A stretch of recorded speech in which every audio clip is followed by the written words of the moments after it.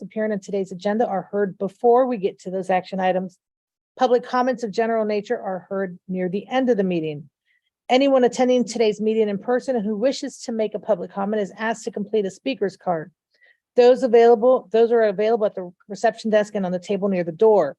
Card should be given to Ms. Lisa Smith. Members of the public who are attending online and wish to make a comment should fill out an electronic speaker cards. I'm going to ask our friend Commissioner Janer to please lead us in the Pledge of Allegiance. I pledge allegiance to the flag of the United States of America, and to the republic for which it stands, one nation, under God, indivisible, with liberty and justice for all.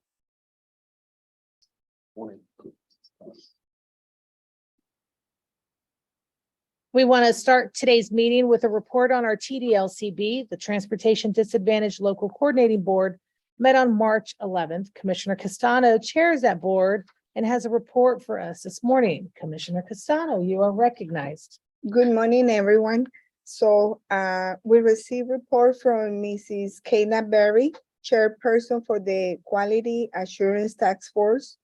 Our agenda action items included approval of the February 9th TDLBC meeting minutes, review and approval of the draft Transportation Disadvantaged Service Plan, TDSP, and we approved the annual rate calculation worksheet, which established the transportation disadvantage rates for fiscal year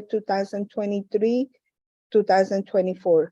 We approved the minutes of our November 30th TDLCB meeting. We had one presentation, which was an update from our Community Transportation Coordination CTC access links. Madam Chair, if I may, I would like to take a moment to comment links on a very successful paratransit provider transition. On June 1st, Transdeck began providing these services in our region, and it was seamless. Mrs. Wickington and the links team kept us at brief leading of the transition. And while I understand there were few minor behind the scenes hiccups, there were no significant impacts to the TD customer. So on behalf of the TDLBC, we offer our congratulations to Link's CEO, Tiffany Humler-Hackins, Mr. Norks Hackins, and the Mobility Services Division at Links, Transdex, and the Links board members who join us here today. You should all feel good about this.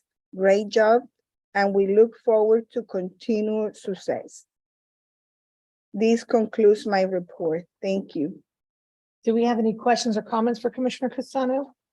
Okay. Oh, yes, I'm so sorry. That's okay. Just a quick comment. I want to thank Commissioner Castellano for your comments. So Transdev did take over the paratransit trips for links, and I'm proud to report that we have for the first time in a very long time an over 90% on time rate. So I'm very happy about that because I was concerned about the transition. Thank you, Madam Chair. Thank you. Thank you. And I want to concur. I know we have a new provider, and we are hoping to fill that gap of folks having to wait for being picked up or having long trips to return to their position. I have the pleasure of serving with Commissioner Castano. Thank you very much, both. And we're going to move on. Thank you, Commissioner. We're going to now move on to the Central Florida Commuter Rail Commission. The CFCRC met on May 25th.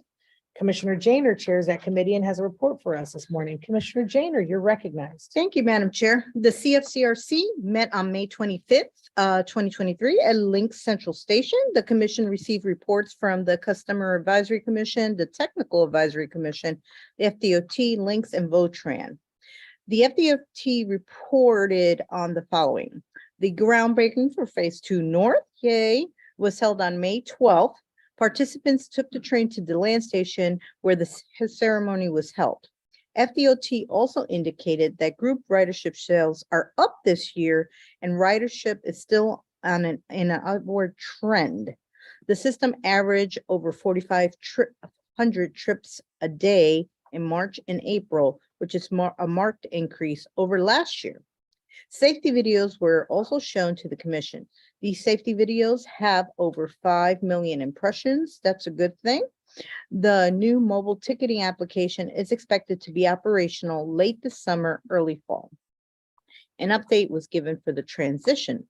The team is working on a transition agreement to be completed this year. Lastly, FDOT gave an update on the Sunshine Corridor. FDOT is in the process of moving forward with a transit concept and alternatives review, or TCAR study, for the Sunshine Corridor. The TCAR will define the purpose and need and analyze alternatives and provide cost information for the project. The next CFCRC meeting is July 27th, 2023. Madam Chair, that is my report. Thank you. Do we have any questions or comments for Commissioner Janey? All right, seeing none. Thank you, Commissioner, for your report. We're going to move on to our urban boundaries and apportionment.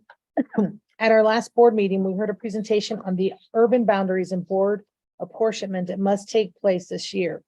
Much of the work is done. It now just needs to be presented and discussed by the executive committee before bringing it back to the full board for discussion and approval.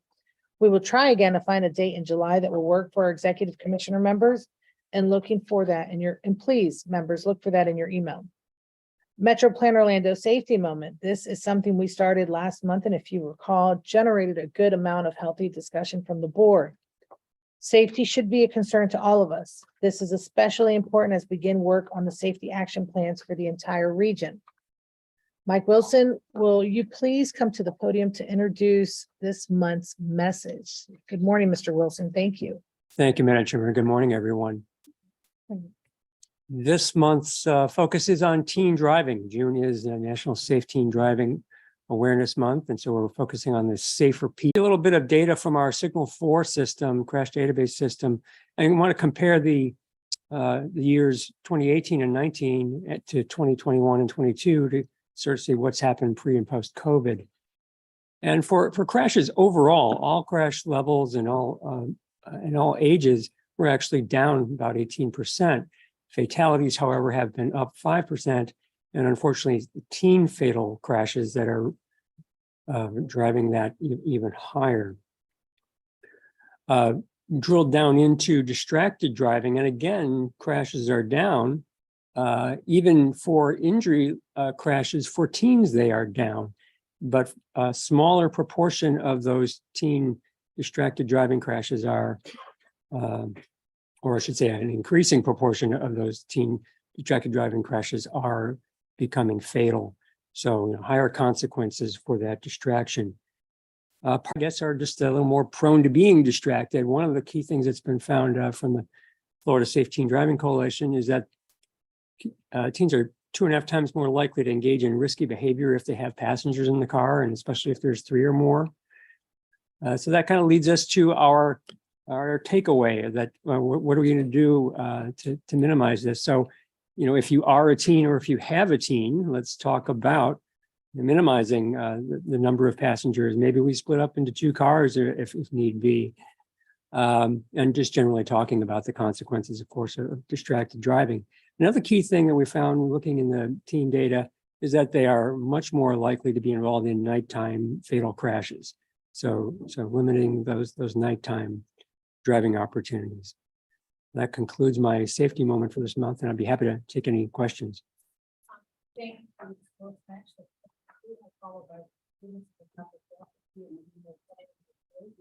Yes. Contributing factors like cell phones and things like that. Have they looked at it like as far as alcohol, drugs, or anything like that contributing to any of this? Didn't see any special increases in alcohol and drugs. So that was mostly in the distraction. Within the distraction data, there's very little that's actually confirmed to be device. So the vast majority of it is just, we know they're distracted, but the officer couldn't put device in there because they didn't have enough evidence for that. Fantastic. I want to recognize Commissioner Wilson. I just wanted to see if you would share these with us as a group. I think even just the, as much educational information as possible in our own communities is helpful. Thank you. From the board? Oh, yes. Mr. Good. So I've read a bunch of studies on this, and I think a lot of the issues is maybe immaturity of a 16-year-old boy, particularly. But a lot of it is training and muscle memory. How many crashes have you guys averted when you weren't really paying attention? Something whipped out and you just made this automatic move or hit the brakes and didn't overcorrect. Overcorrecting is a huge issue for these kids. And I know on farm, like my grandmother's farm up in Tennessee, these kids at 12, 13 years old are driving everywhere because they need to get from one farm to the next farm. And as long as they're close by and they're getting practice. So I think what can we do? I almost think that the age of getting a restricted should be, I think it's a very low amount of kids that get into an accident while they've got an adult driving with them. So I've even heard maybe the ideas go the other way, start at 14 with a restricted license. What can we do between simulation? I mean, you can now get, and they're teaching pilots with simulation. What can you do to build that muscle memory? And if you have enough of simulation where a dog runs out in front of the street and you kill it as a 14-year-old, what can we do to build training for these kids? Yeah, I don't have answers on that. One thing that just come from personal experience and observation too is that I think bicycling is actually a very good training ground for driving, because I mean, if you are cycling on the road, you're driving, and so you're getting practice at a lower speed, and you're getting practice with what are the movements that you need to be on the lookout for. Granted, it's a different control system, but it's understanding the movements, that you're going to come into conflict with. So that might be another avenue. And the bonus is that you get, if you train the kids in cycling, you get them safer as cyclists as well. And you start them again earlier, getting familiar with the rules of the road and the rules of movement. Thank you, Mr. Wilson. Any other questions or comments? Mr. Wilson, thank you for that update. We really appreciate it. And I believe many people on this board would love that data so we can share and get parents aware and kids aware. Fantastic. Well, this ends our beginning reports. I'm going to go ahead and now recognize our Executive Director, Mr. Gary Hutman, for his announcements. Good morning, Chairwoman Uribe and board members. This morning, we do have some alternates with us. We are expecting Commissioner Scott to join us, representing Orange County in place of Commissioner Cordero. We also have Lorraine Bobo here sitting in for Secretary Tyler, and Lorraine will be making a presentation later on in your agenda, again on safety issues and some focus from DOT's perspective. Josh DeVries from Osceola County is here filling in for Bill Wharton, representing the Technical Advisory Committee, and Brian Sanders from Orange County is here filling in for Shad Smith, representing the Transportation Systems Management and Operations Committee. You might observe a new look here at MetroPlan today in some of the presentations. Maybe the cover of your agenda book, you noticed it looked a little bit different. This is the beginning of an organization-wide kind of graphics refresh, and that's led by our communications team. They've been working on this for a while, but in the near future, we'll begin to update our website and all of our printed materials just to kind of freshen up the look of them. And so we'll keep that in front of you. We were pleased to be recognized as a silver bicycle friendly business by the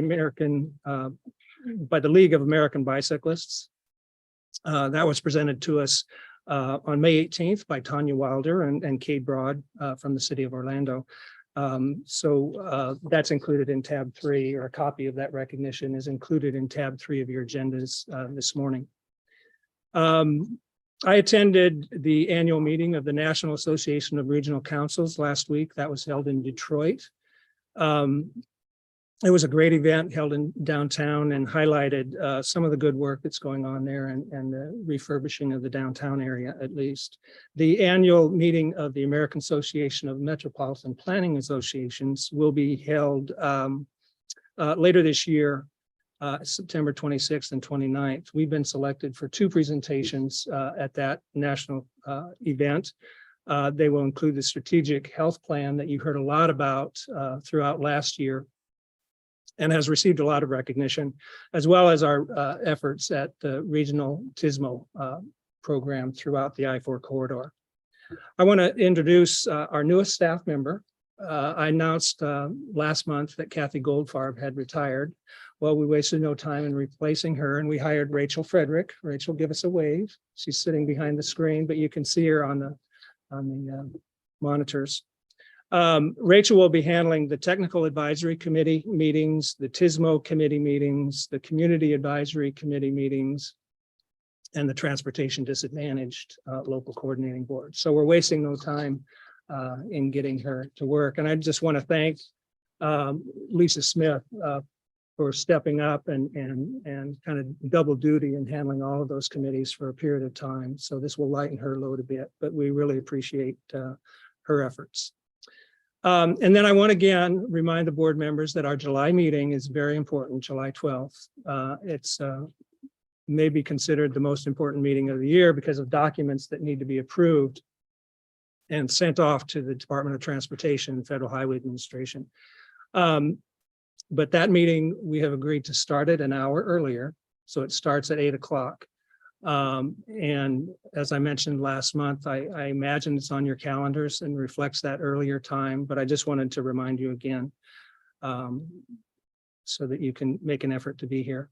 And that completes my announcements. Thank you, Mr. Huntman. Ms. Lisa Smith, we want to thank you for all your hard work. So you're recognized on that. And also, yes, that July meeting will be 8 a.m. I know our folks here up here we're looking at each other 8 a.m. I know, unfortunately, that is the budget hearing week for Orange County. And we would all miss it if we weren't able to move it up just a slight here and move ours back at the same time. So thank you very much for that consideration. Are there any questions or comments for Mr. Huntman? Seeing none, we want to move on to Ms. Lorraine Bobo as she gives us our FDOT updates. Thank you. Good morning. Thank Good you very morning. much. Appreciate being here. And I don't have a whole lot to report on, but I am going to mention moving Florida forward. Unfortunately, there's not much of an update since Secretary Tyler spoke to you all about a month ago. We did receive $4 billion in the budget for making those 20 projects happen. What's kind of occurring right now is the financial plan for moving Florida forward. How are those 20 projects going to move forward over the course of how many years? When will they start and that type of thing? So believe me, we want to know just as much as everybody else wants to know which projects are moving forward. Obviously, the ones occurring here in District 5 are near and dear to our heart. We are working internally to make sure that we are ready when those projects are ready to move forward. But it is our expectation that all of those projects do move forward. So fingers crossed.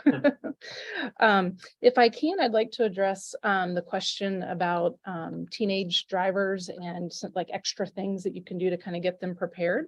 In April, the Ford company hosted a driving experience for teenagers. I think it was April 22nd, 23rd, whatever that weekend was. They had 4 sessions, and the intended purpose of that is it's a very narrow group of teenagers that were allowed to attend. Like, I don't know the exact ages, but basically, like, you just started driving to like 17, 18, right? Those new years, you're still learning, and they put them through real life. What if something came out in front of you? Like, they were on this big course out on State Road, out west a little bit. It was very interesting. They actually made them drive distracted with their phone to simulate, like, they were in a vehicle driving like this. There wasn't a professional driver with them, so they weren't going to get themselves into too much trouble. But it was a very, really good good training. And also at that event, they had simulators. So these things exist. So I think it's probably a matter of how do you get it out to more teenagers and more people. I know it's been a few years since I got my driver's license, but even back then, it wasn't required that I even took the driving tests. I went through driver's education because my parents made me do it, which was a good thing.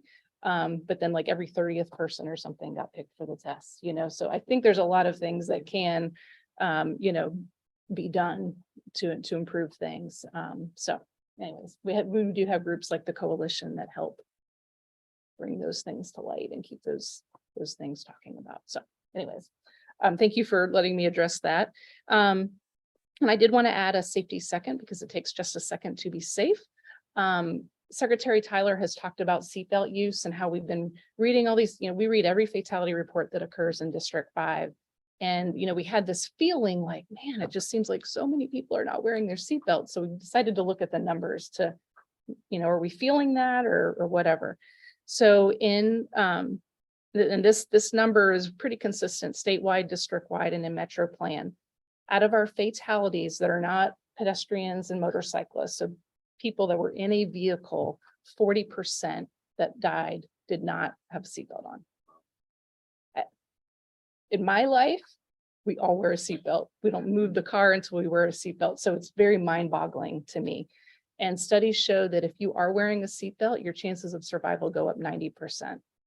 So if you use that number, in MetroPlan in 2022, we lost 66 people that did not have their seatbelt on.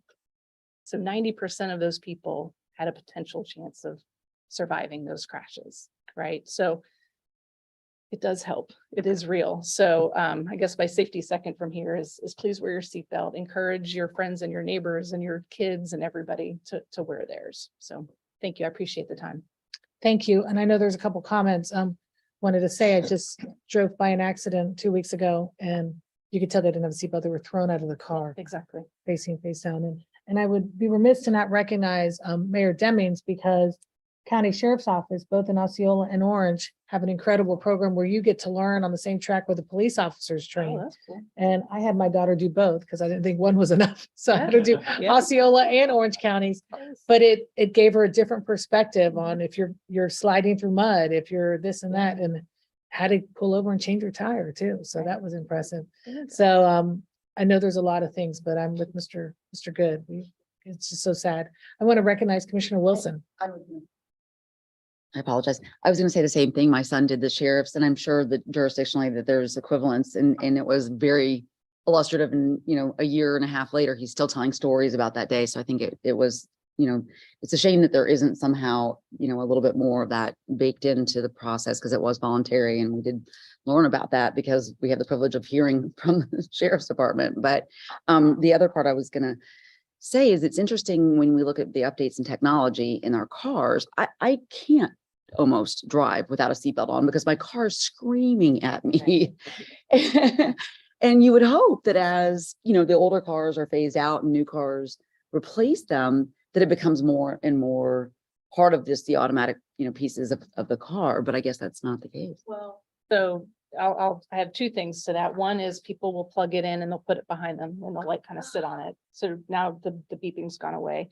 But also you can go on Amazon and buy a device that clicks in and it thinks your seatbelt's in. So, which I think should be illegal, but so yeah, so there's ways to get around it. So, yeah. Any other questions or comments? Thank you, Ms. Bubble. You'll forever be known as the pacer car lady. That's your trademark that you get. That's okay. All right, we are going to move on to Miss Lisa Smith for roll call and confirmation of quorum. Good morning. Arrington. Bates, Here. Bonilla. Castano, Here. Scott for Gomez Cordero. Demings, Here. Dyer, Dowlis, Here. Good, Green, Grebe, Janer, Here. Lockhart, Here. Moore, Here. Nelson, Here. Ortiz, Uribe, Wilson, Here. Woodruff, Zimbauer. Here. Madam Chair, that concludes the roll call, and we do have a quorum. Fantastic. We're going to move on to agenda review. Mr. Gary Hutman, you are recognized. Yes, we do have one change to the agenda. Item 12D that appears on your agendas as a presentation of the DOT functional classification is pulled from this month's agenda. And the reason for that is that DOT is still working with some of the local jurisdictions over what is the appropriate functional classification for a number of their local roads. And so hopefully that will come back. It does need to be approved eventually by the MetroPlan board, but probably will be put off until your September board meeting at this point. So that is, with that change, we're ready to proceed. Okay, thank you very much. We're going to move ahead to our committee reports. Our Municipal Advisory Committee, Mayor John Dallas, you're recognized. Thank you, Madam Chair. The Municipal Advisory Committee met last week on June 8th. MAC approved our May meeting minutes. We then approved the FDOT amendment fiscal year 22-23 through 26-27 TIP. The MAC bylaws review and nominating subcommittee recommended no changes to the bylaws. The MAC voted to approve this recommendation, so the bylaws remain as written. MAC voted Mayor Dowless, myself as Edgewood as chair, and Commissioner Jordan Smith of Lake Mary as vice chair for 23 through 25. The newly elected officers will assume their roles effective July 6, 2023. MAC received two presentations. We received a preview of the Transportation Improvement Plan annual update. MAC then received a preview of the 2028-29 through 37-38 PPL. The MAC meets next July 6th, and that concludes my report. Are there any questions or comments for Mayor Dallas? Seeing none, thank you, Mayor, for your report. We're going to move on to the Community Advisory Committee. Mr. Jeffrey Campbell, you're recognized. Morning. Community Advisory Committee met on my volume on May 24th and recommended approval for the proposed FDOT amendment to the Transportation Improvement Program. Committee members asked for more information about the scope of the Colonial Drive Safety Project and the State Road 436 resurfacing project that are part of that amendment, and received an email back from our FDOT liaison. CAC members got a preview from MetroPlan Orlando staff on the draft Transportation Improvement Program and the prioritized project list, which will be up for approval in the next cycle of meetings. Members had several questions about the projects that are in the Transportation Program, including the I-4 truck stop parking and electric vehicle charging stations. FDOT provided more information along with copies of its electric vehicle infrastructure plan, and we appreciate the updates. The next CAC meeting will be June 28th. And Madam Chair, this concludes my report. Great comments. Any comments or questions from the board? Okay, seeing none. Thank you, Mr. Campbell. We're going to move on to Josh with our Technical Advisory Committee. You are recognized. Good morning, board members. I'm Joshua DeVries, the Vice Chair of the Technical Advisory Committee, sitting in for Bill Wharton while he's on medical leave. The Technical Advisory Committee met 3 weeks ago on May 19th. Like the other advisory committees, TAC met in person with a physical quorum present. Our action items, all of which were unanimously approved, include our April 28th meeting minutes and an amendment to the Transportation Improvement Program for fiscal years 23 through 27. Like the other advisory committees, we received informational presentations on the FDOT functional classification update and an update on the status of the Sunshine Corridor. There were two TAC-only presentations, a preview of the draft tip for fiscal year 24 through 28, and the preview of the draft prioritized project list for fiscal years 29 through 38. Both of these previews will be presented for you today. Our next meeting is June 30th at 10 a.m. and this concludes my update. Thank you very much. Are there any questions or comments for the Technical Advisory Committee? Seeing none, we're going to move on. Thank you very much for your report. We're going to move on to the Transportation System Management and Operations Advisory Committee. Mr. Shad Smith, you are recognized. Good morning, Madam Chair, Right. board members. Brian Sanders, Vice Chair of the TISMO Advisory Committee. We met on May 19th. The following actions Bless you. occurred. We approved the minutes for the April 28th TISMO meeting. We also approved recommendations to amend the fiscal year 23 to 27 tip, which included 4 items. The CF's RTA, links, FTA, land acquisition, engineering and construction, as well as the State Road 50 safety project, the State Road 424 Edgewater Drive traffic signal project, and the State Road 436 resurfacing project. We also had 3 presentations in that meeting. The next TISMO meeting will be June 30th, and that concludes our comments. Thank you, Mr. Sanders. Are there any questions or comments for Mr. Sanders? Seeing none, thank you very much for your report. We're going to now move on to public comment on action items. As we said, anybody who wanted to make a public comment on an action item, this is a period to do it. And I want to check in with Miss Lisa Smith to see if we have any cards for any public comment. I have not received any, and I don't Fantastic. see any hands raised on mine. Okay, great. We are going to then move on to our consent agenda. If we could have a motion in a second. Move to approve consent agenda A through C. And so we have a motion for approval by Commissioner Zimbauer, a second by Commissioner Scott. All in favor, say aye. Aye. Any opposed? Passes unanimously. We're going to move on to our other action items. And if we could, please, a motion for approval in a second. Move to approve. We have a motion by Commissioner Zimbauer and a second by Commissioner Scott. All in favor, say aye. Aye. Any opposed? Passes unanimously. We're now going to move on to our information items for acknowledgement. Excuse me. Yes. Commissioner- Oh, I'm so sorry. I apologize. I apologize. Thank you. Thank you. So we're going to cancel that motion and second, and we're going to move on to a roll call. We do have a presentation of it's a preview of what you're being asked to approve next month. So it's important that you do hear Okay. the presentation. Okay, my apologies. So we'll take that back and then we'll have our presentation at this point.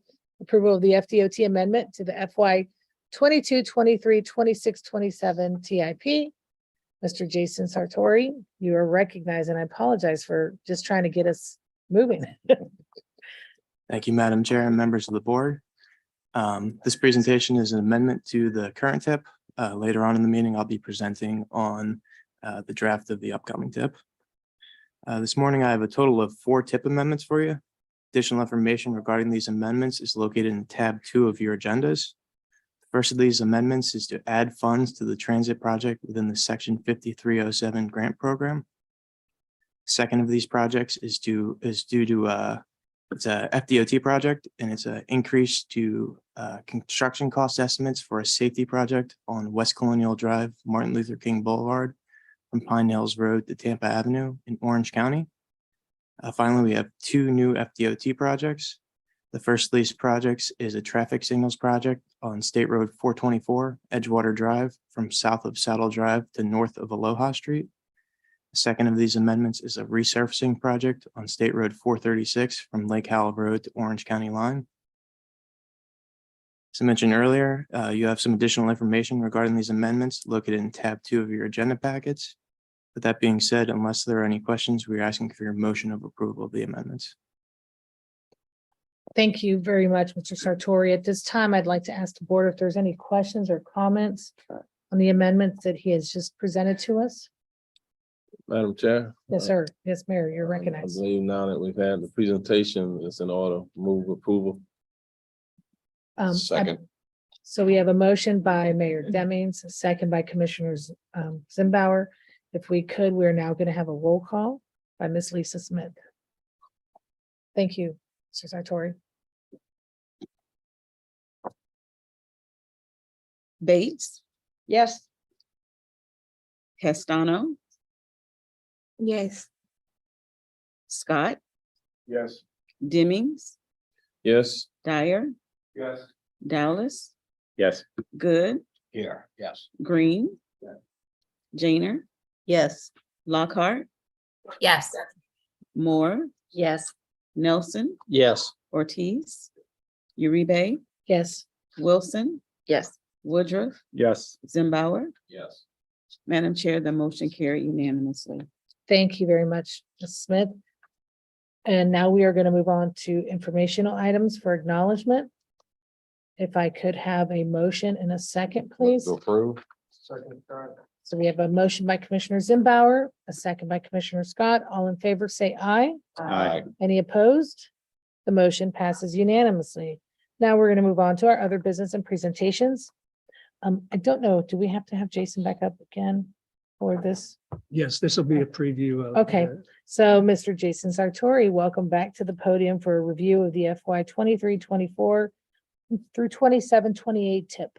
Thank you very much. Good morning again. This morning, I'll be presenting a preview of our fiscal year 2023-2024 to fiscal year 2027-2028 tip. In your agenda packets, you will find a link to the draft document for your review.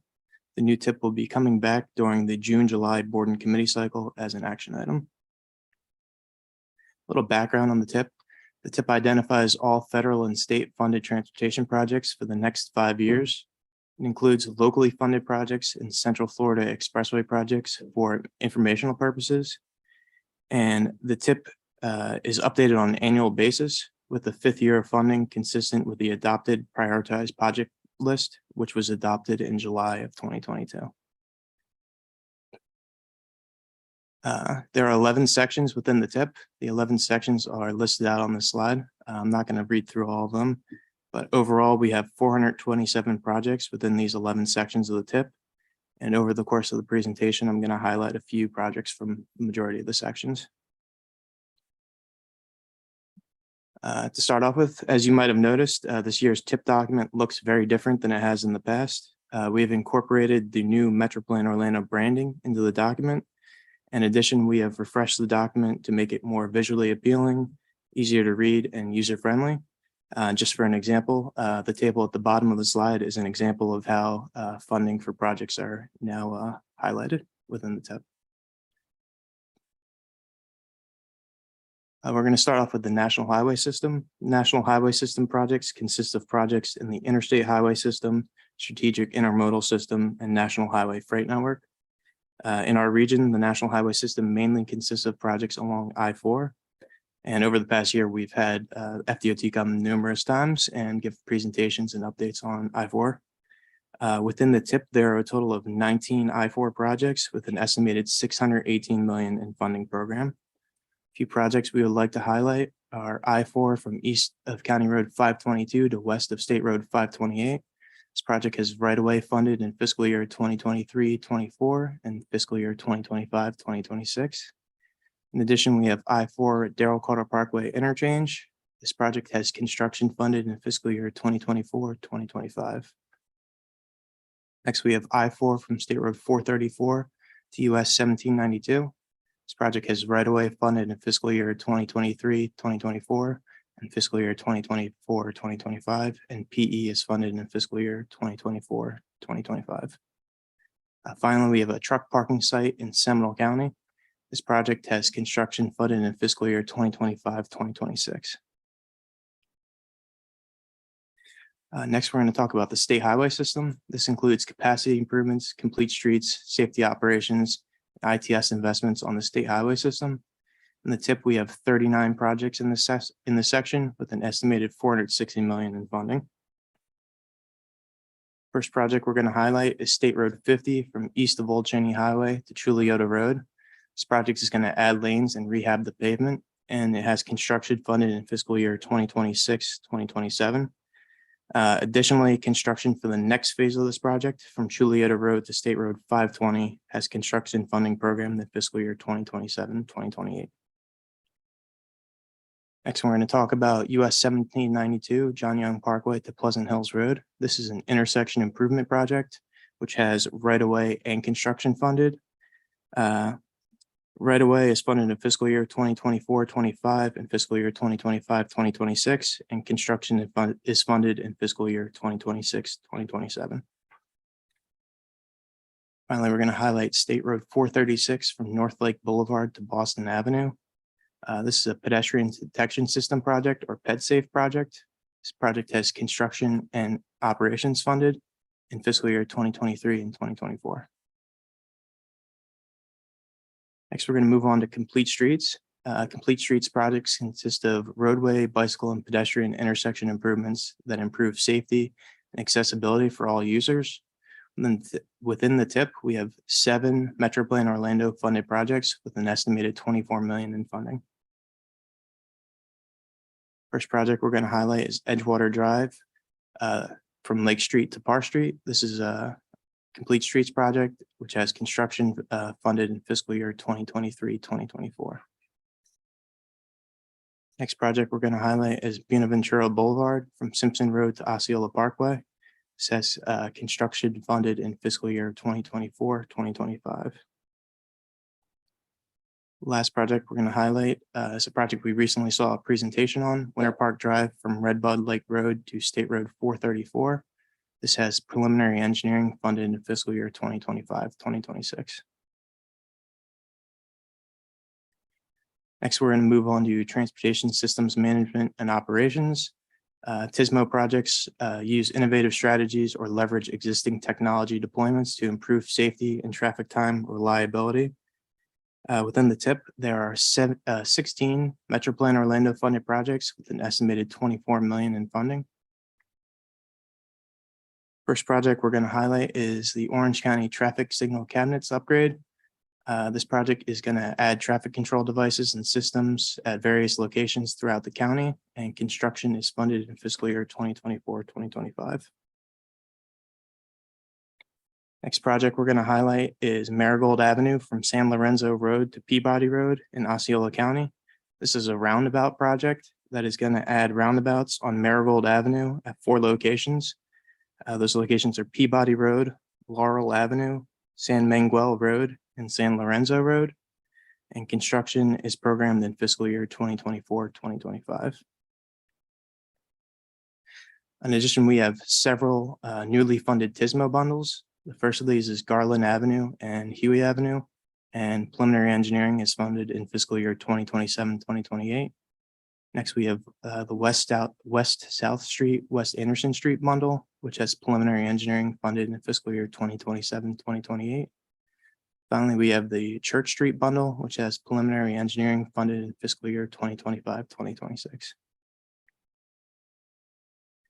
Next, we're going to move on to maintenance and fixed capital outlay. This includes projects and fixed capital expenses designated to support, operate, and maintain the state highway system. This includes projects for safety, resurfacing, bridge, product support, operations and maintenance, and administration. The TEP has 68 projects in this section with an estimated 75 million in funding. And it should be noted that these totals do not include 3R resurfacing projects or bridge projects on the state highway list. Next, we're going to move on to bicycle and pedestrian. This section includes standalone bicycle and pedestrian project improvement projects and includes sidewalks and trails. Within the TIP, we have 22 MetroPlan Orlando funded projects with an estimated 46 million in funding. First project we're going to highlight is Shingle Creek Trail, which has several phases funded. This includes sections from West Taft Island Road to State Road 528, from State Road 528 to Destination Parkway, from Old Winter Garden Road to Raleigh Street, and from Alhambra Drive to Old Winter Garden Road.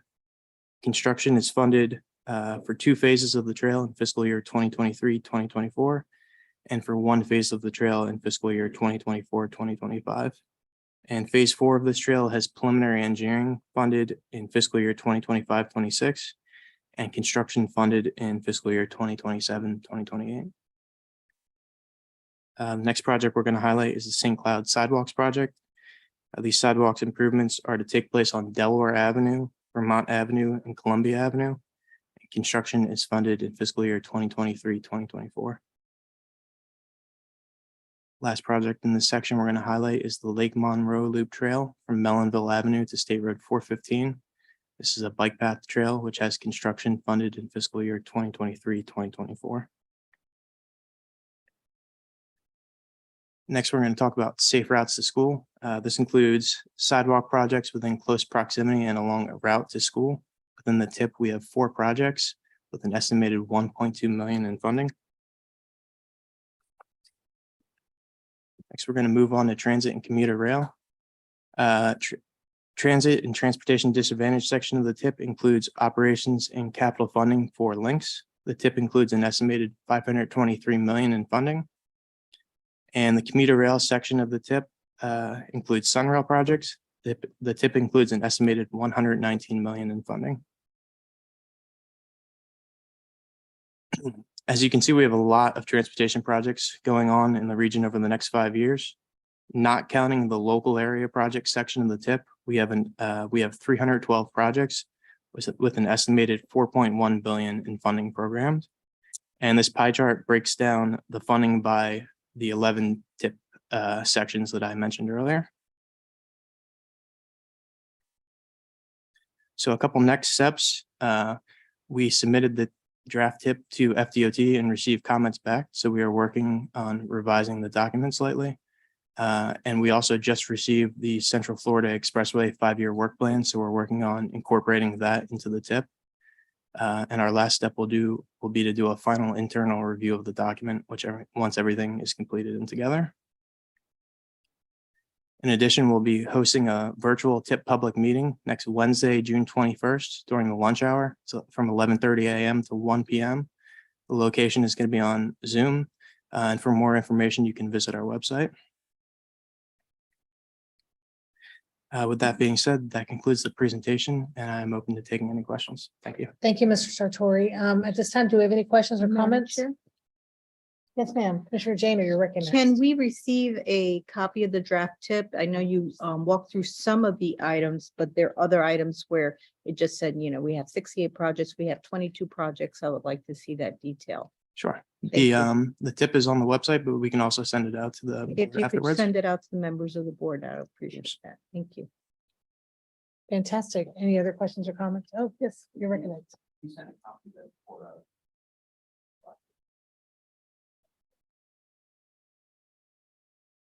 For the CFX project?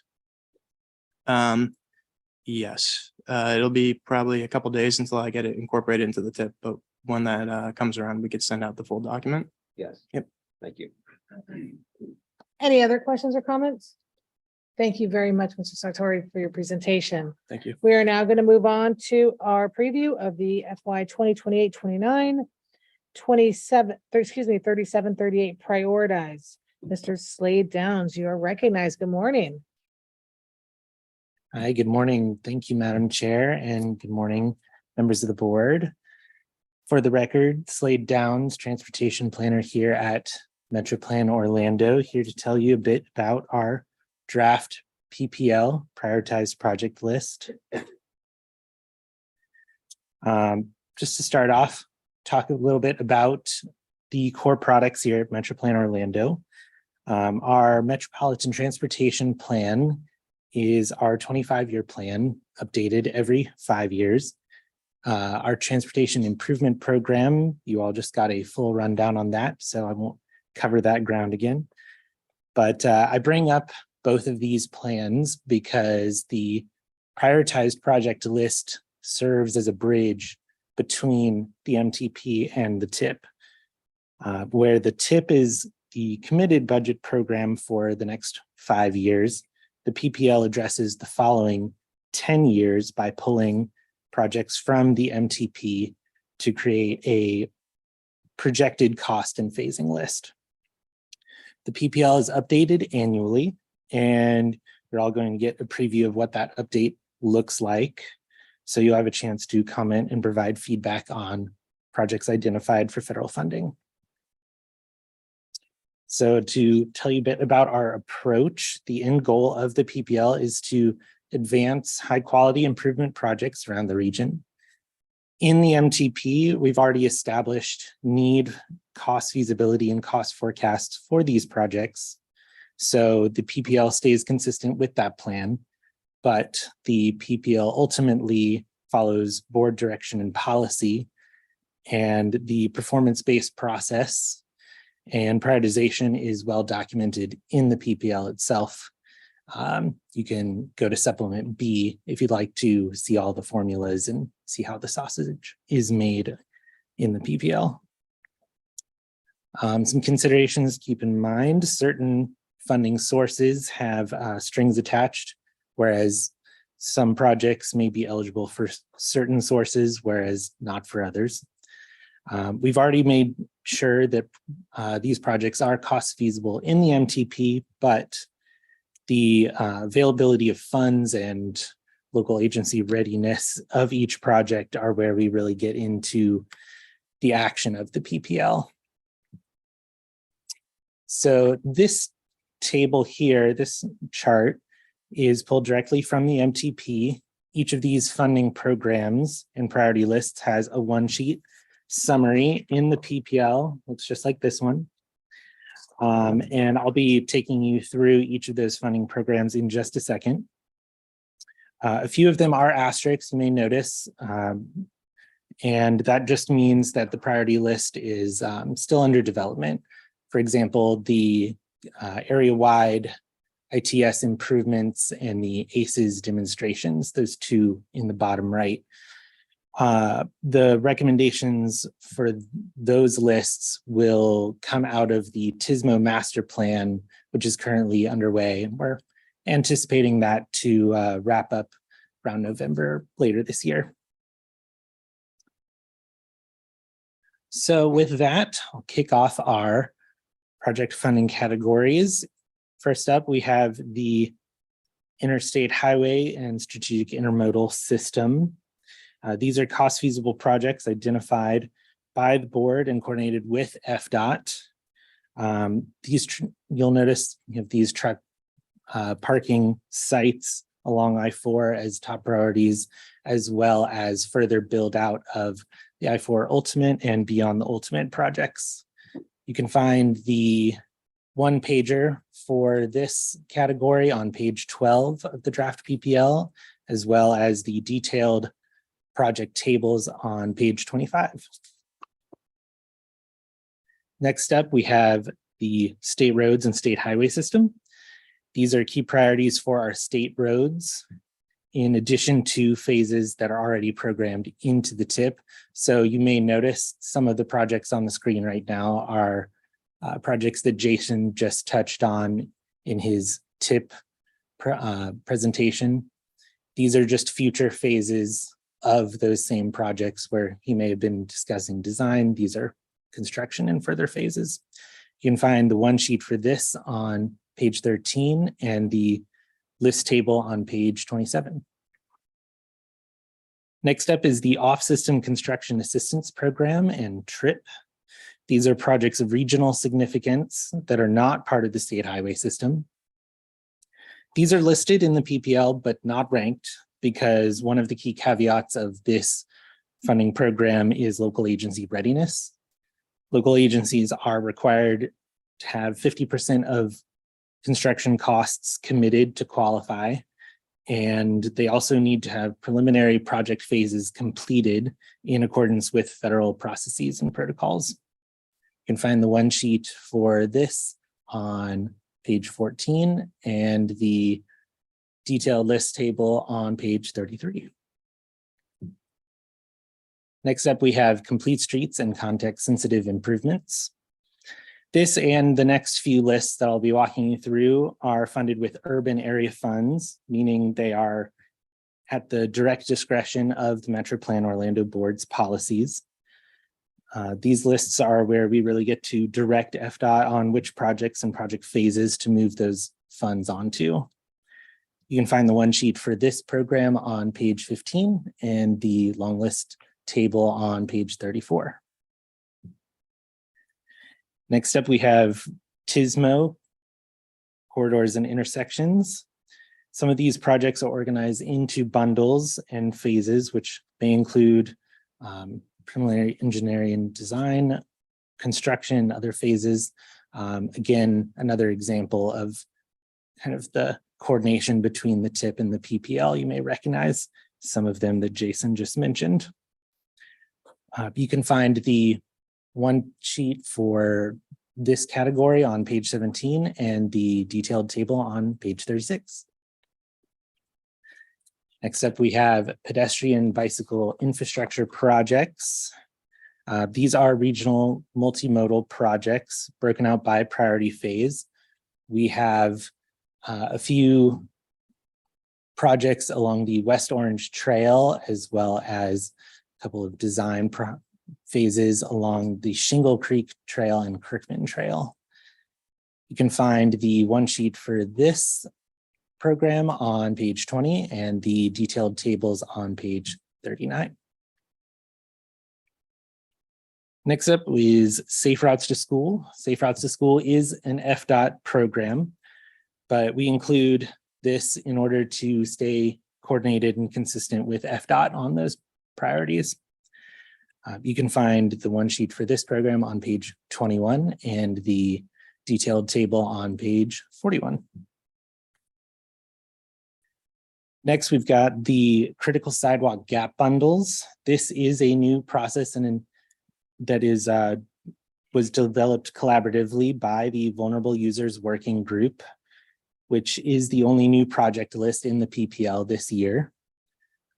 You can find the one sheet for this program on page 22 and the detailed tables on page 42. And in those tables for this program, since they are grouped into bundles, the long list tables have the bundles broken out by individual segment, so you can see the individual projects that make up each of those bundles.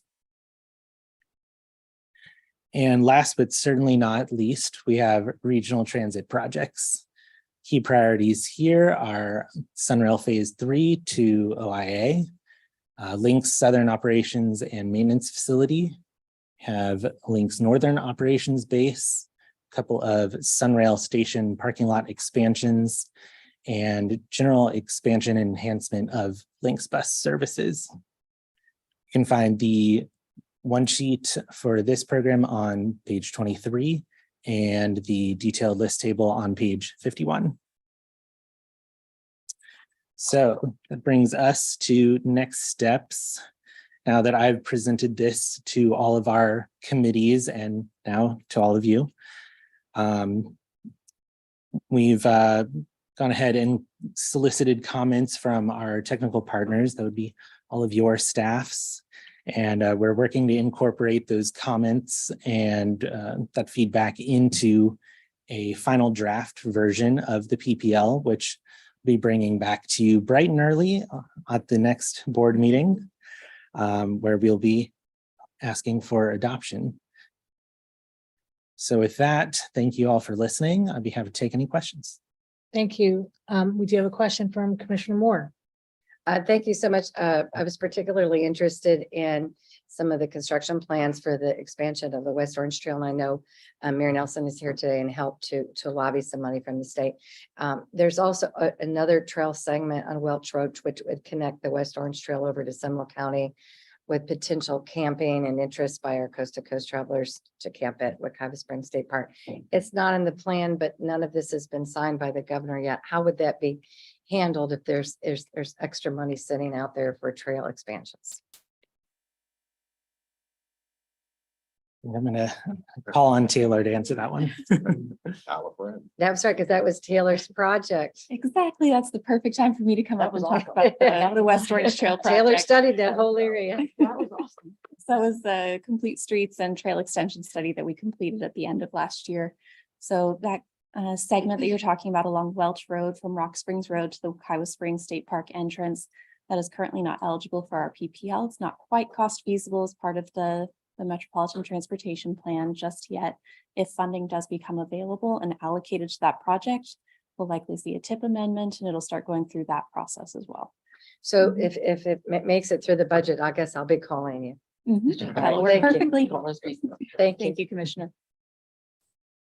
Thank you, Commissioner Moore. Any other questions or comments?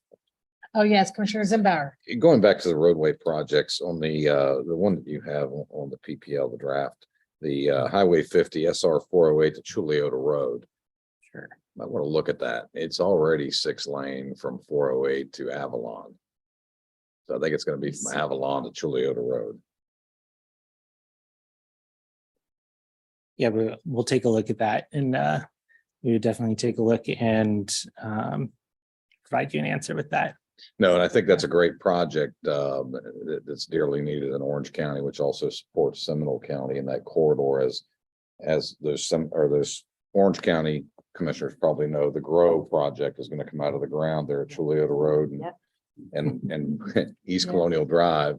And there's already traffic congestion along that corridor, which a lot of our residents come down to Orange and of course go up Chuliota Road into our county. So Sure. good stuff. Thank you.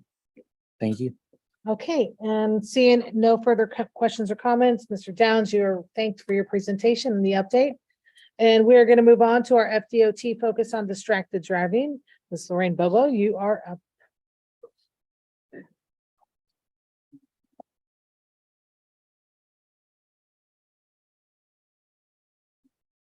we go.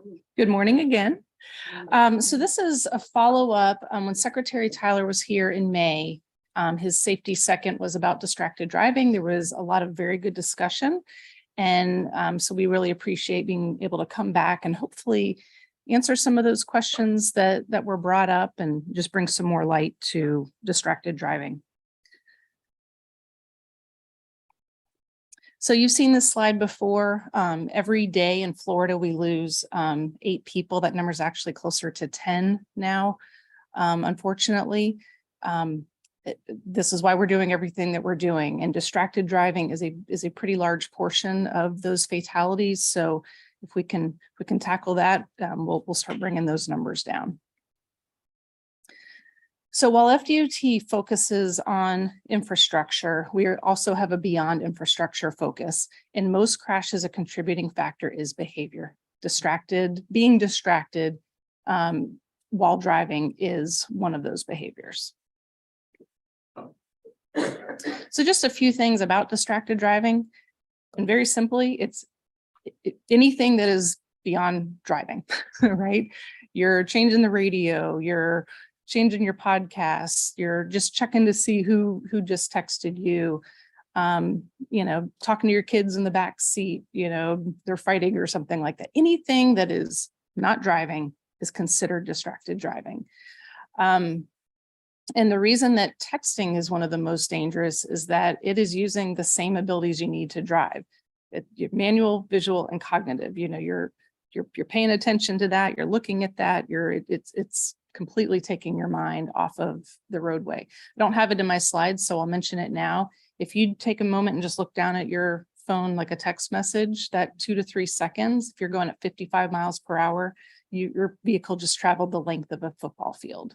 That's a pretty long distance and a lot of things that can happen just like that while you're looking down for what you think is just a few seconds. So in 2019, the wireless communications while driving law did come into play.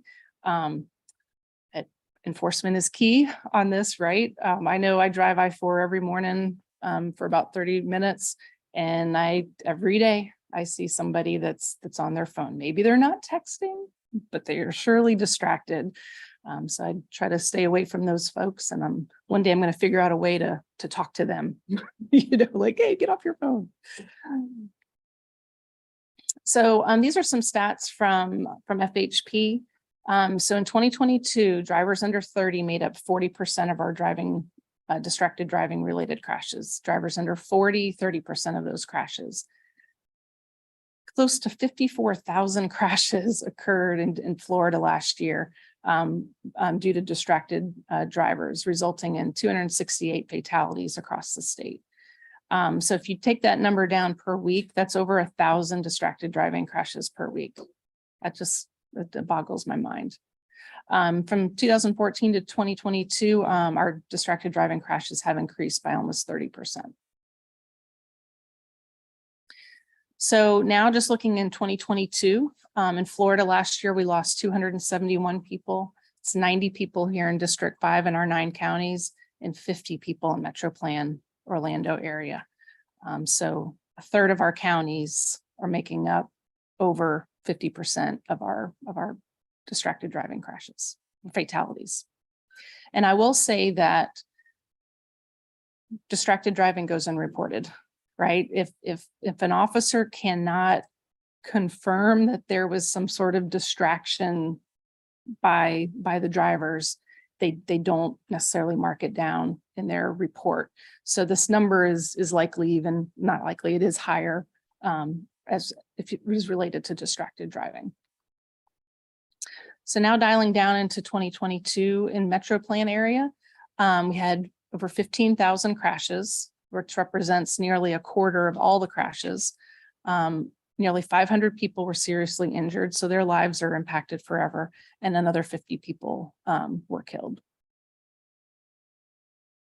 So who's involved in these crashes? This comes directly from Signal 4 Analytics, ages 25 to 34. This does not break down between male and female, but that demographic is definitely our highest. So who are these drivers? Majority of them live in the 3 counties in MetroPlan area. The next biggest piece of that pie live in Florida, and then the smaller amount is out of state or unknown. So these are our friends, our neighbors living right here in Florida that are the majority involved in these crashes.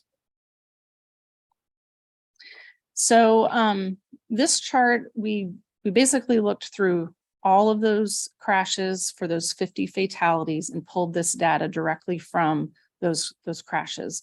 That biggest chunk, unfortunately, is unknown, and I don't know the answer to.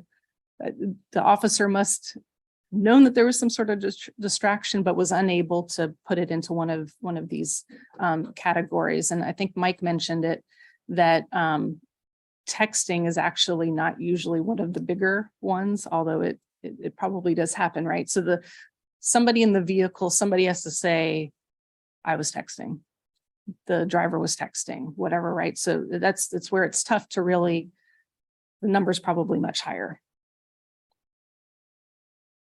So where are these occurring? They are occurring, across all of our roadways. Majority is state roads, because that would include turnpike, toll, state, and interstate. And then you've got local and county. So it's happening everywhere. This is not just happening on certain roadways. So the reason that Secretary Tyler had brought up last month distracted driving was because 7 of our 9 counties in Central Florida are in the top 25 list for distracted driving. So Central Office has embarked on this June campaign here in Central Florida on distracted driving. So he was kind of prefacing, hey, this is coming.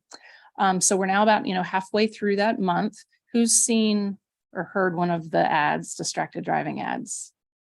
Really? I've heard like multiple ones on radio, on TV, social media, oh, well, you're distracted. There's a good one with an officer coming to the door and having to tell the mother that the son didn't make it home. So very good. So yes. So anyway, so we're embarking on this campaign this month. And the aim is to influence those male drivers that are ages 22 to 27. They're our biggest demographic that is distracted, but also those folks that influence them, right? Their mothers, their grandmothers, their family, their girlfriends, things like that. So in coordination with this media outreach, we're also doing a bunch of community events. And then our law enforcement partners, when they do, maybe pull over somebody, they're giving them tip cards and talking to them about not driving distracted. So who are these young male drivers? We've actually done some focus groups with them. They say they know the safety laws, but they behave otherwise. They feel this need to always be connected constantly via their mobile devices. And I'm not male 22 to 27, and I feel that as well. I feel like I've always got to know what's going on. They're very confident in their driving. They want to be in control and admired. They do not want to be told what to do. So that kind of goes into those campaigns. I know, right? Yeah. Exactly. And But they also are saying that, you know, there's folks, and if they're driving with their mother, they're driving differently, right? They're paying attention to those types of things. So on May 31st, we had a kickoff event at our Regional Transportation Management Center. You know, when you do a big media event like this, you don't know how many you're going to get to show up. It depends on the news day, and maybe we had advantage of a slow news day, but we had 5 TV stations show up. We had 1 print. In the first 24 hours, we had 52 stories, which is equated to over 9 million views. We didn't pay for that, right? So that's above and beyond all of those other things that we're doing. I get a daily report of all the articles that are coming out related to DOT, and there's one today. So they're still happening, which is awesome. Thank you very much, Gary and Cynthia, for coming. They, I think some of these pictures actually Cynthia took. They attended our event, and we were really, really happy with it. So some of the paid media that we're doing, broadcast radio, on TV, digital video, digital audio. So like in my household, we don't pay for cable anymore. We do all like streaming services. You're going to see those on the streaming services as well. Social media ads, billboards, and when you're pumping your gas, you'll see it on the gas station TVs as well. So it's about $1 million that is being spent just here in Central Florida with all this paid media. So to coordinate with that, we are holding events throughout Central Florida. Actually, as of this morning, we now have one on June 24th, I think it is, in Volusia County to add to this list. So these are locations. Some of these events we were already doing in June, and we've just had a distracted driving focus. Some were like, we're going to go to where we think those males 22 to 27 might be. So if anybody wants to join us, I'm going to be there on June 19th at the, oh my God, my brain just stopped, the old RDV. What's the new name? You know what I'm talking about, in Maitland. Yes. I just floated away the new name. But we're going to be there, you know, talking to everybody that's coming through there about distracted driving, and they're actually partnering with us and doing like a contest. I don't know the details of the contest the following week, encouraging safe driving. And then they've got some giveaways and stuff. So hopefully, you know, through all of these different events, we're touching a lot of different people. So what can you do? 1, don't drive distracted. You really think about that when you're in your car. I know I like to listen to podcasts on my way home, and I really try to set that before I go. And I just listen to whatever the next one that comes up versus trying to change it while I'm driving. We've got a lot of social media posts that we're doing this month. So, you know, your agencies can reshare those. We also just have the main collateral if you want to create your own social media post. Happy to get that to you. And there's a lot of technology on our phones now to set do not disturb. There's ones that you can set that will kind of send a text message back that, you know, says, hey, I'm driving right now, but I'll get back to you soon. And you can customize those, or just do not disturb, and they don't necessarily get a message back right away, but you don't know that they texted, and you can set it like, definitely let me know if this person texted or called or something like that. So I encourage you to look to see what your phone has and utilize them. So my safety second, you know, is related to setting your do not disturb message. You can have fun with it. I had one of my coworkers she kind of made it fun to her family, you know, and so anyways, you can personalize them. So it's kind of a neat thing to do. So again, safety begins with me, begins with all of you. Be happy to answer any questions. Thank you, Lorraine. That was fantastic. I always love your passion for this. Oh, thank you. I've heard you speak many times, and it's unrelenting how you are so committed to this cause and really seeing that change. At this time, I'd like to ask, I see Commissioner Scott has a question or a comment. First question, how are those locations selected? Oh, for the events? Yes. It was sometimes like willing partners that want to do things, or they'll reach out to us. A lot of times we've found that if we go to where the people already are, right? We're going to touch more people. So a lot of times it's just looking at the calendar list and seeing if you've got ideas for events, we'd be happy to talk about it, see if we can be there. Okay, so this list isn't end all be all. You'll have additional events past this calendar or? Oh, this is- yes. Yes, we have gone from probably, let's say, 8 to 10 events a year to now that many in a month. Okay, if you could, I can't speak for everyone else, but if you could share the graphics or whatever the media would. If Sure. give us something to share, if you email it to me, I'll be happy to I'll Awesome. share your stuff and make some organic posts. I know with my sons, my youngest one in particular at 17, I can't count how many times where he sleep and I'm hanging up the phone because he's on FaceTime. And I'm like, hey, you want to have your own phone bill? He'll be like, oh, I thought we have unlimited data, not unlimited high-speed data, because T-Mobile, once you get a certain threshold, it throttles down your speed. So he's always on FaceTime with his girlfriend, and I'm just trying to get him to hang up the phone. So, Yeah, you know, connected to it, yeah. so, and then he'll hop in the car and we're talking or whatever. I'm like, are you on the phone? Yeah, but it's on mute. Okay, so why are you on the phone? Hang up the phone. Mhm. So, yeah, Mhm. thank you. Yes, thank you. Also, just question following up to Commissioner Scott. Have you ever looked at, we see that these numbers get worse during the summer because we're obviously more likely to be on the road. Have we ever looked at OCPS or Seminole County with the high schools, like pushing a campaign right before school gets out? That's a very good idea. I know we've done it during like football season and things like that, because the kids are coming together and that type of thing. And I know we've done seatbelt use with them, but yeah, that's not a bad idea. I'll take that back. Yeah, that's really great. And I do a lot of work with Always Wear Your Seatbelt.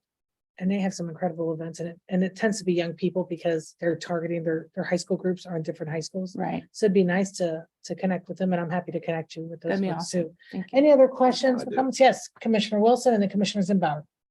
Thank you. Just to piggyback on that, there's an upcoming Hurricane Expo Orange County's having, and it's tons of vendors there. I think it would be a great opportunity Okay. if possible for you all. Yes, it's there. I'll get the That'd be information. great. And then, just as sort of a general statement, I think that there's some contradictory messages and it is concerning to me. We continue to look at our priority list as adding lanes, and that makes things faster. And it's also more distractions. If you're moving on a roadway with 2 lanes versus 3 lanes and you're speeding up, you're inherently more distracted by the other cars. And so we have these contradictory messages about distraction and where we prioritize really the goal, and ultimately we're not going to be able to probably do as much as we'd like to do in people's brains.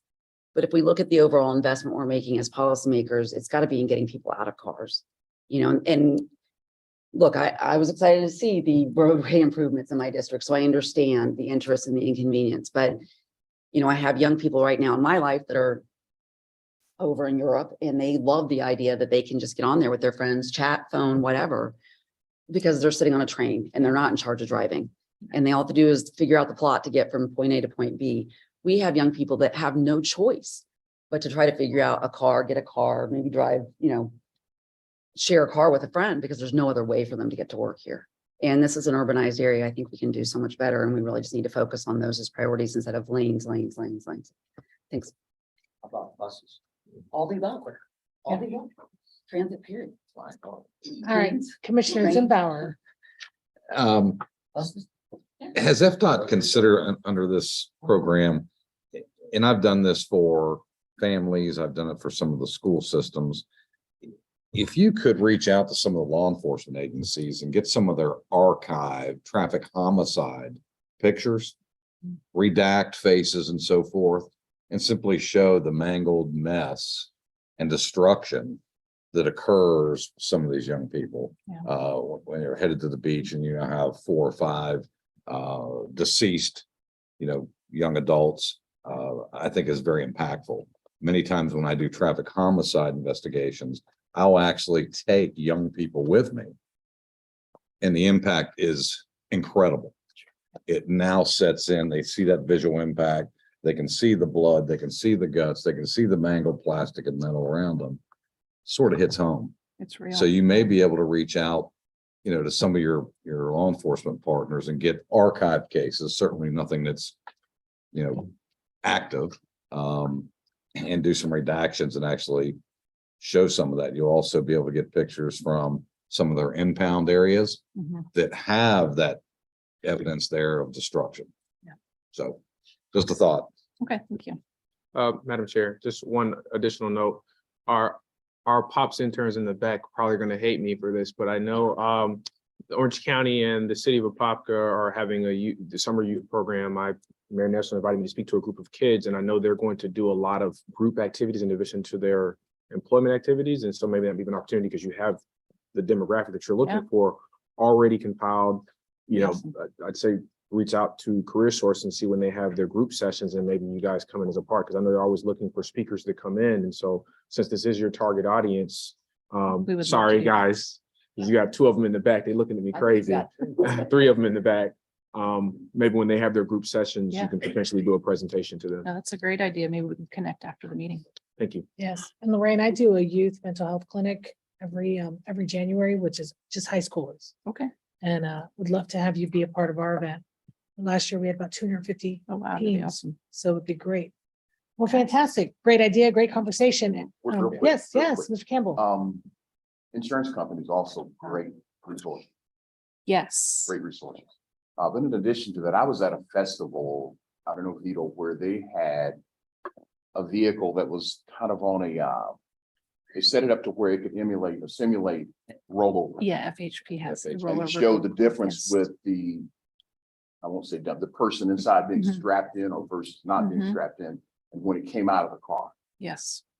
I It's don't know very where they got that from, but that would be really good to share with So young people. Florida Highway Patrol has that, and we have access to them to be able to do that. And It will make you buckle up. if I can share one quick story related to the rollover. So we bring that to our Take Your Child to Work Day every year. We have about, 80 kids that come. And one of my coworkers was telling me a story about how her daughter had seen that, and you don't ever know, like, do the kids remember and whatnot, right? So she gets in the car with her uncle. Uncle does not put a seatbelt on. And she tells, so this, 9-10-year-old girl tells the uncle, like, you need to put your seatbelt on. He's like, I'm an adult. I don't need to put my seat, I can make that decision. She goes, if you're going to be in the car with me, you are not going to be moving around this car if we're in a crash. You're going to put your seatbelt on. And my coworker was just sitting there like, oh, okay. That was impactful to her. So, that stuff, it matters. So thank you. Sounds great. What a great conversation. Thank you, everyone. Thank you, Mr. Campbell. And thank you, Lorraine, for your update. We are going to move on now to our legislative session wrap up. Mr. Ryan Matthews, we're sorry we missed you and wish well for you and your family. And Thank you. we look forward to hearing the update for us. Thank you, Madam Chair, board members. It's a pleasure to be here this morning. Ryan Matthews with Gray Robinson, here to talk a little bit about what happened in the most recent legislative session in Tallahassee. This is our Gray Robinson mandated glamour shot that has to be one of our presentations. So forgive me as we move quickly forward through that. Your lobbying team grew last year at Gray Robinson. We had two impactful additions to the team in Katie Fleury and Chris Carmody, who are both housed locally here in Orlando. I'm sure they're both recognizable to a vast majority of you. Katie is here with us this morning. Chris could not be here, but sends his well wishes. I'll give you a little bit of roadmap of what we're going to do this morning, because I do want to be somewhat brief, but also obviously cover adequately everything that did occur in Tallahassee. I'm going to give sort of a high level policy overview, talk a little bit about those in charge of both the House and Senate and the executive. Angela is going to talk about the budget that passed that has not yet been signed, but we expect that to occur imminently. And then Katie's going to finish up with sort of our next steps, because believe it or not, 2024 will be here before you know it. So I'm sure you're all familiar with the person there on to my far left, and Governor DeSantis. You've seen him recently in New Hampshire, in Iowa, in South Carolina, and Arizona. He is running for president, and that has not been a secret over the course of the last year. It is official. So a question to bring about there. What does that mean for governance in the state of Florida? To have someone who's on the national trail, I think that I could say definitively that the governor is surrounded by good folks. James Uthmeyer is his chief of staff. It's his third chief of staff in his administration. James is an attorney from DC, very knowledgeable. Stephanie Kapelousos is his legislative affairs director. She's actually a former DOT secretary, has a local government background as a Clay County administrator as well. And then Chris Spencer is the director of the Office of Policy and Budget. He's actually a Gray Robinson alumni. So we enjoy having Chris there.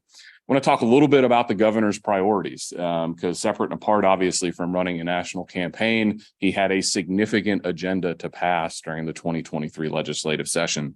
Some of those larger policy topics included environmental and social governance, otherwise known as ESG. Think about the state and local government investment strategies that they undertake as it relates to long-term financial planning. There was significant action there. Immigration was another issue that we discussed feverishly in Tallahassee. Death penalty reform. There was a significant move to remove the unanimous action of a jury to impose a death penalty this year. And then data privacy. This has been an issue that the governor has pushed for the last couple of sessions as it relates to data collection over the internet and sort of allowing for Floridians to opt out of that data mining when you're on your phones. Senator Simpson, I say Senator Simpson is now the Commissioner of Agriculture. He is the most recent Senate President. 2 years ago, moved into the statewide office as Ag Commissioner. Ashley Moody is in her second term as Attorney General, and Jimmy Petronis is also in his second term as CFO. He's got an extensive legislative background in the House. Let's talk a little bit about the House and the players. I don't know why Appropriations Chairman Leak looms so large, other than maybe he controls the purse. So that's why he's the biggest member there. House Speaker Renner is from Palm Coast. He's an attorney by trade. Talk a little bit about some of his priorities this year. He led the charge for the elimination of Enterprise Florida, which kind of devolved into a larger conversation about what role the state of Florida should play in economic development. Now, within that, as EFI was eliminated, we have changed the Department of Economic Opportunity, which again is that economic development arm of the state, which is now going to be known as the Department of Commerce.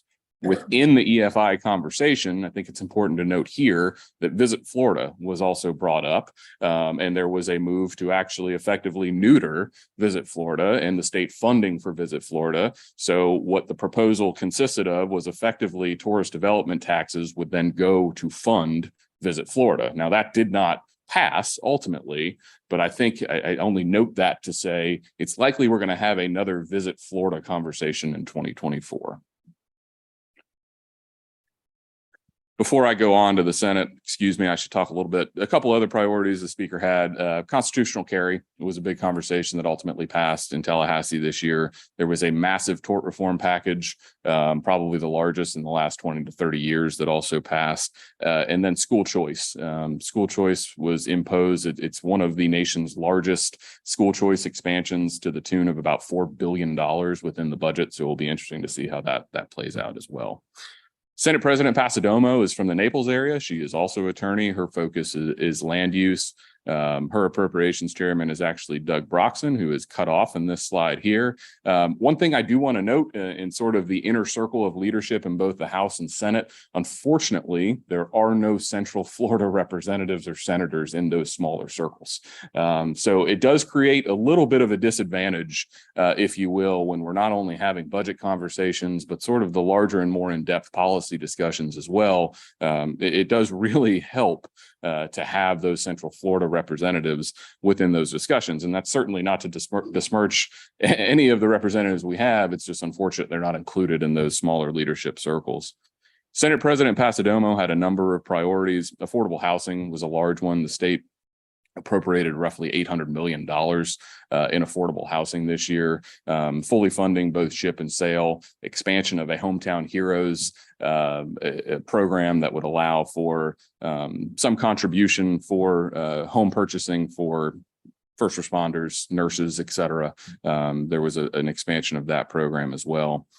One of her priorities actually stemmed from an effort last year that a lot of you in another sort of wearing a different hat were involved in as it relates to local ordinances. You'll recall last year there was a bill that passed, was subsequently vetoed by the governor, which would have allowed a business to sue a local government if they passed an ordinance that had a 15% or more detrimental fiscal impact on their business.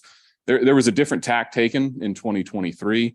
Effectively, Senate Passidomo pushed a bill that would allow for a temporary injunction to be filed for any local government ordinance passed that was found to be effectively arbitrary and capricious, two terms utilized generally in the administrative law arm. And so there still will be an impact potentially. It will also require your local governments to compose a business impact statement for every ordinance that you adopt. I do want to mention her second priority, though, because it has much more import for MetroPlan and MPOs, and that deals with SunTrails. Senate Bill 106 was a bill that discussed and focused on non-motorized trails and expands the existing SunTrail network to enhance coordination with the Florida Wildlife Corridor. Now, the Florida Wildlife Corridor is an effort of the recent past, say, 2 years in the legislature. They have appropriated roughly $800 million for the expansion of conservation easements for land throughout the state to allow for both recreation and wildlife to roam free. And with that Florida Wildlife Corridor effort, there's an extensive trail network that is the focus. So what does it require MPOs to do? It requires MPOs to include critical linkages or regional significant trails, Commissioner, as you mentioned earlier, within your long-range transportation plan.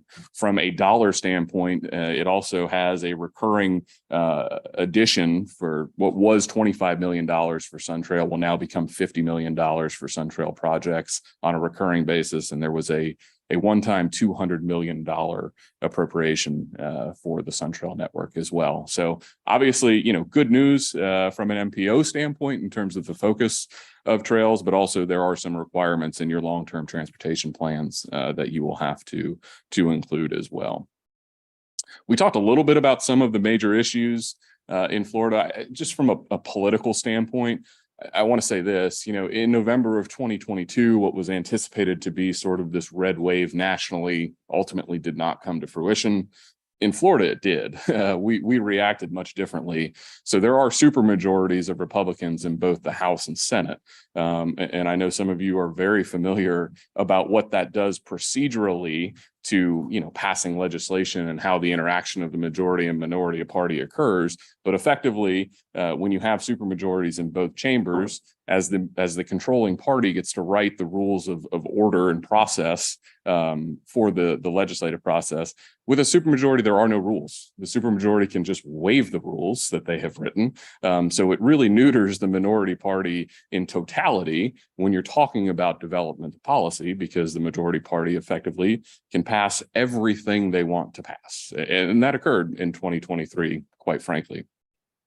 I know you all have had a conversation with Secretary Tyler as it relates to moving Florida forward. So I won't delve too deep into that. Angela is going to talk about the budget.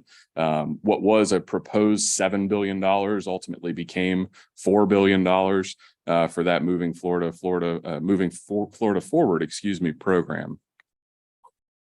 So this legislative session, we had 1,873 bills filed. 356 of those passed. 2 have been vetoed to date. And again, I mentioned the budget has not yet been signed. Again, we would anticipate that action to occur imminently.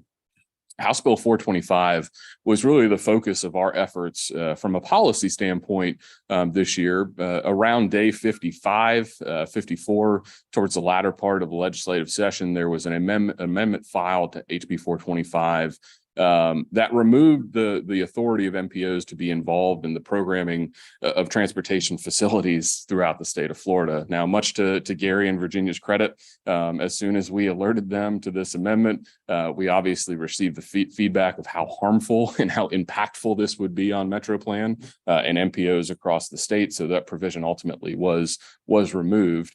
But I do want to have, in addition to sort of what is entailed in House Bill 425, I want to talk about what's next as it relates to MPOs. because a lot of the discussion centered around HB 425 was about collaboration between MPOs and sort of instituting mandates that you work collaboratively, which you all do very well. But also the discussion of, and the question being asked is, are there too many MPOs in the state of Florida? You have a number of legislators, both in the House and Senate, who feel, yes, there are too many MPOs in the state of Florida.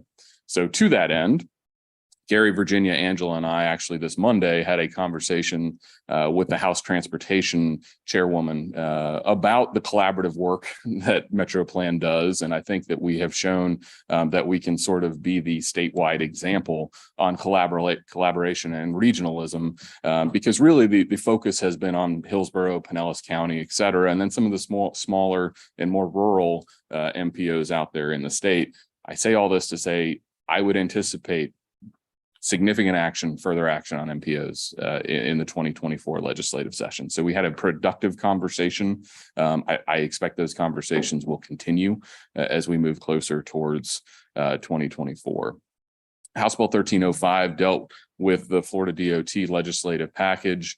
It increased the debt service from the State Transportation Trust Fund. It increased the terms of bonds, et cetera. It did allow for the installation of automated license plate readers within the right-of-way to the state highway system. And again, that consolidation report of Hillsborough, Pasco, and Pinellas MPO, which was found in House Bill 425, was also found in House Bill 1305. There were additional changes to the Miami-Dade Expressway Authority as well. That's been an ongoing conversation in Tallahassee for a number of years.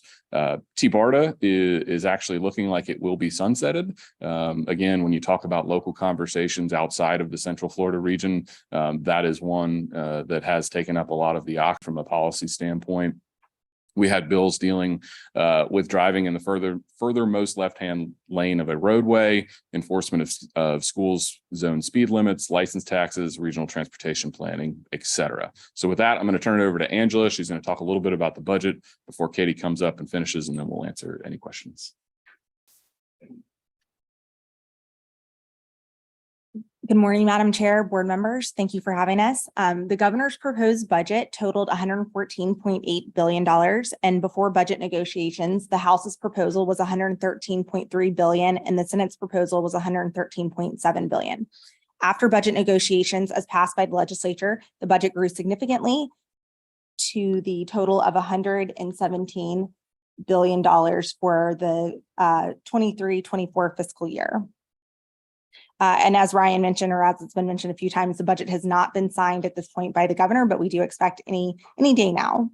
And the current fiscal year budget after vetoes totaled $109.9 billion. You can see the increase. And also just to give you a little more of an idea just how much our state budget has grown in the last decade, in the 2013-2014 fiscal year, the total budget was $74.5 billion. So again, significant growth in the last decade. Right. Just a few highlights from the budget.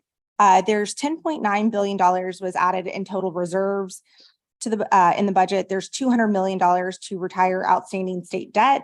There's a 5% pay increase for all state employees. There's also $75 million for the Job Growth Grant Fund, which is an economic development program designed to promote public infrastructure and workforce training across the state. And the projects are chosen by the governor, and colleges and local governments can apply for these. Ryan also already mentioned Visit Florida, but I would just say that there is $80 million in the budget, which is a $30 million increase over the current fiscal year. And also for housing, as Ryan mentioned, there is $711 million included, which was included in Senate Bill 102, the Live Local Act that you may be familiar with, which was a priority of Senate President Pasadomo's. And also the Sun Trail Network, as Ryan mentioned, which was in Senate Bill 106, that has been passed the legislature and has been signed by the governor, and does increase the recurring funding from 25 million to 50 million, and does also provide a one-time non-recurring appropriation of $200 million to plan, design, and construct the Sun Trail Network. Right. Now, looking specifically at the transportation budget, there's $13.6 billion for the transportation work program. There's $400.7 million for the local transportation initiatives included. So these are your local road projects. For transportation disadvantage funding, there's $62.4 million included, including $6 million for the innovative grant program, and the funds will be used to provide competitive grants to community transportation coordinators for innovative service delivery that is most efficient for the program and time efficient for users. And also, as already mentioned, there's $4 billion for the Moving Florida Forward initiative included in the budget.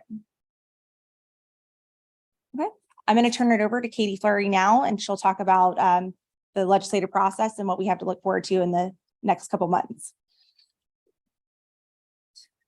Thank you, Angela. Thank you, Madam Chair and members of the board for having us today. I'm going to bring us in for a landing with the 2023 legislative session almost behind us, pending, that big thing, the budget that we're waiting on. We have a short turnaround for the 2024 session that will begin on January 9th of 2024, unless, of course, we see some more special sessions before that, which none have been called yet, but we very much so are all aware that that might happen. Session will be January 9th. The first committee week will actually be in September. That will be the House only. Following that, in October, there will be a Senate only committee week. Then after that, the end of October starts 5 regular weeks of session with the House and the Senate, with the last one ending the week of December 11th. And our team, with that short turnaround, our team is working with Virginia on establishing 2024 priorities. With the short turnaround and the lack of an August meeting, we'll probably need to finalize those in September. And unless we have any questions, I think that brings us to a landing. All right. Thank you. Did you want to say anything else, Ryan? No, just answer any questions if anybody. I don't know about you all. I feel like I just ingested so much that I have a list, but I know that you can't answer everything that is out. I know we want to focus on what MetroPlan Orlando is in charge of, because those county people have our own issues, but I want to go ahead and graciously, that was a lot. Thank you. Sure. I want to open the floor for any questions, comments right now that anybody on the board may have. I know we also have some. Can we pull you aside for 5 minutes? Of course. Questions? Okay. I want to recognize Commissioner Moore. Yeah, I'll do the same. I'll stick to MetroPlan issues. So you talked about significant interest and effort to revise and the planning agencies. And so we saw what they did over on the West Coast. Do you anticipate anything that would directly impact MetroPlan Orlando? So I think further consolidation is certainly going to be a topic of conversation. Again, I'd highlight the early conversations we've had, at least with House leadership and House staff, about MetroPlan in particular.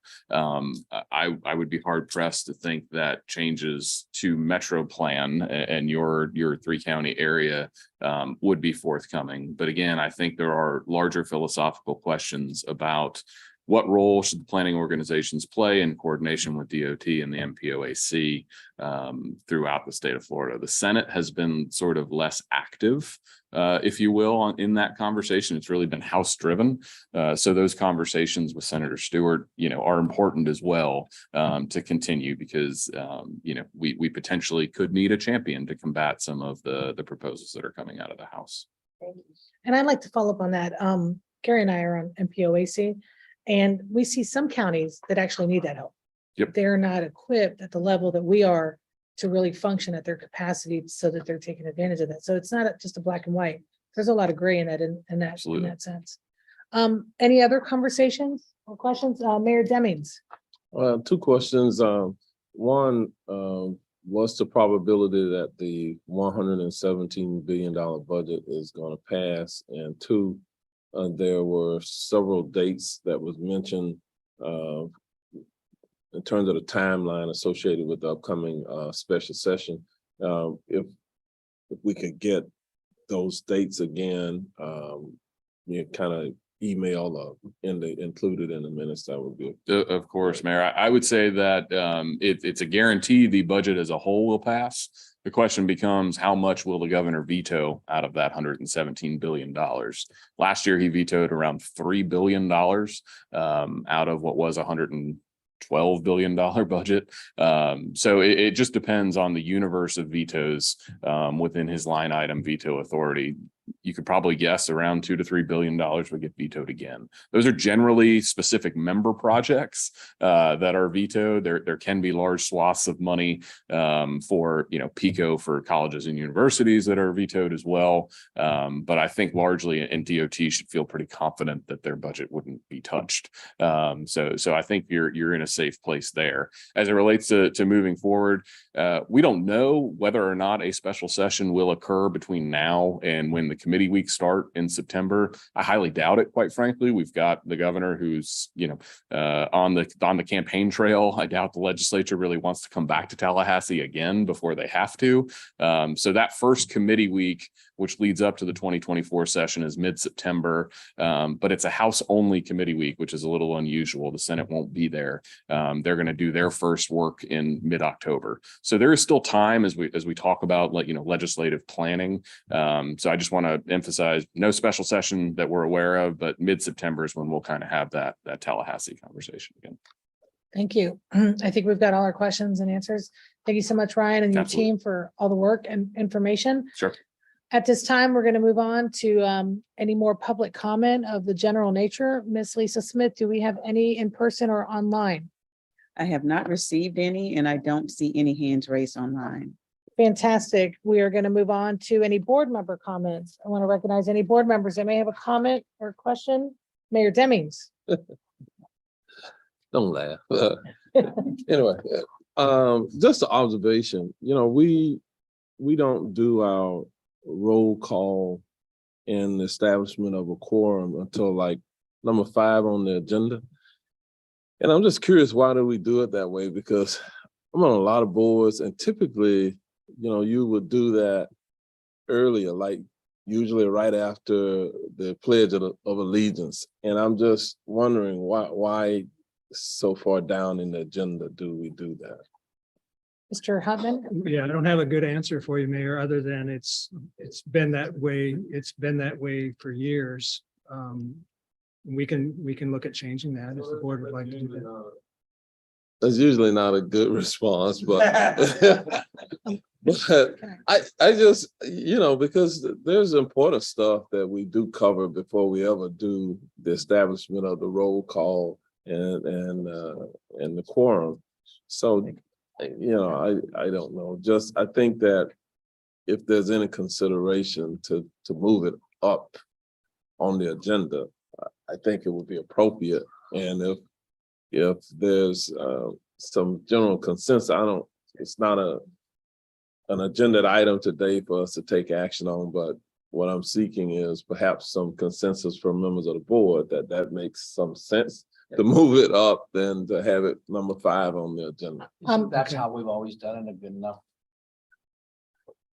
And I'll make an observation, Mayor. We have a few members that, because of travel, aren't always able to be with us right at the beginning of the meeting, that help us, that had we done that, we wouldn't have a quorum, and because our first vote. It doesn't, I think it doesn't, the meeting still starts at a certain time.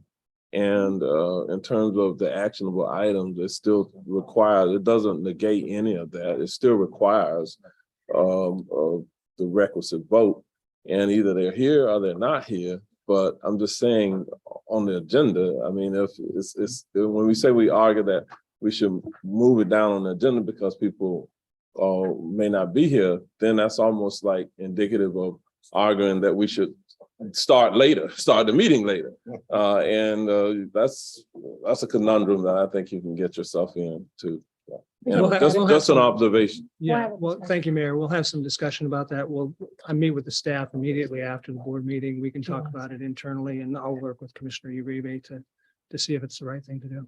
Commissioner Zimbauer. Thank you. To the mayor's point, I think maybe collecting some additional information. I mean, how many meetings in the last 3 years did we not have a quorum to conduct business? Has that been a problem? If so, how many times? Typically you want a quorum at the beginning of the meeting, so you're going to conduct business.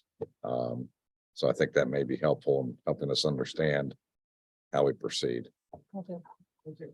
Okay, fantastic. Seeing no other questions or comments at this time, we're going to remind you, next meeting, July 12th at 8 a.m. 8 a.m.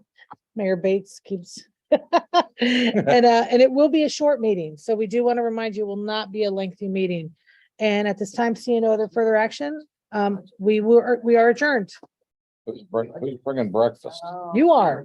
I got a long ride. First one that It's says it. cold by the time I get.